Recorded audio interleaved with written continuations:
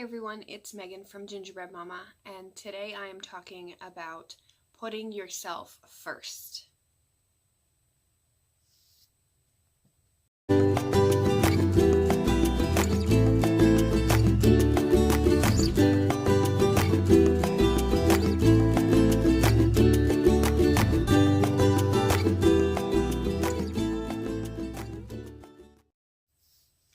Hey everyone, welcome back to my channel. If you are new here, please be sure to hit that subscribe button and join the Gingerbread Village. We are a community that just loves to uphold each other and kind of just uplift everyone. So please consider hitting that subscribe button and hit the bell notification thing so that you get all the notifications for my videos. So today I want to talk about putting yourself first. And normally I'm talking about that in a context of being a better mom or a better role model for your kids.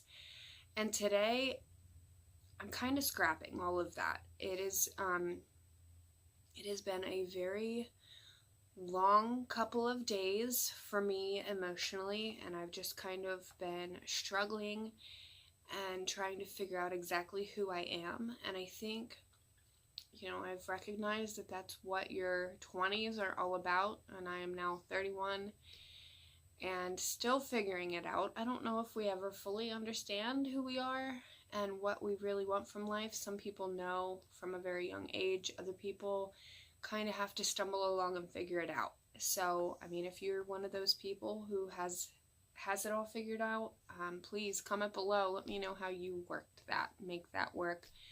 I want to know what are some things that work for you.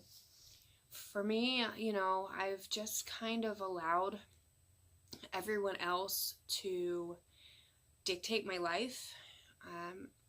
From the time I was little, I've always just kind of gone with what everyone else wanted. I was very much a follower when it came to my friends, or when I got a little older, it was always whatever the guy wanted that I was with at the time. Or my friends or anyone else. And sometimes I would say, no, I want to do this, but I wouldn't do it unless other people were willing to do it with me. I was never willing to make that leap on my own. And, I'm kind of at a point today where I'm looking back on that and realizing that maybe I should have. And I'm trying really hard to teach my kids to be sure to not necessarily depend on everyone else around them. Obviously, I want them to depend on me until they're old enough, but as far as your friends and your peers, we need to learn to be a little more autonomous and a little less dependent on everybody around us. And I know I can't be alone in that I do that, and I think everybody else who doesn't really think that way, they kind of just maybe will see this as whining, but at this point I really don't care. So what all of this thinking has done for me in the last couple of days has made me realize that as a follower, I am constantly wanting more, because I'm never doing what is making me happy. And I don't ever want to see that in my kids. Because of that, I need to do better for myself. And I've realized over the last few days that I really need to put my own emotions ahead of those people around me. I need to stop being such a people pleaser. And I know I'm not alone in that. I know that there are so many of us that we do things just to make everyone else happy, and a lot of the time it makes us feel empty. We leave the end of the day trying to figure out what exactly it was we did that fulfilled us. Now, I'm not saying that helping other people is bad. If you're donating your time or volunteering somewhere, you're doing something great for your community, that can absolutely be super fulfilling.